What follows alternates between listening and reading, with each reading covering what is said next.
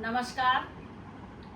हम एक छोटा सा गीत लेके आए हैं ऑपरेशन सिंदूर के ऊपर, जो हमारी देश की भारत माता की दोनों होनहार बेटियां, उनके लिए एक सल्यूट तो बनता है। जय हिंद। जय हिंद। देश में नाम रोशन कर दिया उन बेटियों ने और हमें उन पे गर्व है कि ऐसी हमारी देश की बेटियां आगे बढ़ती रहें और नाम रोशन करती रहें। आज मुझे भी अपने ऊपर बहुत गर्व हो रहा है कि मैं भी एक फौजी की बीवी हूँ।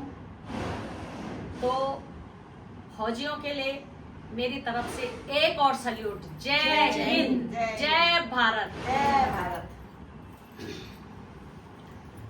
हमारे देश की बहादुर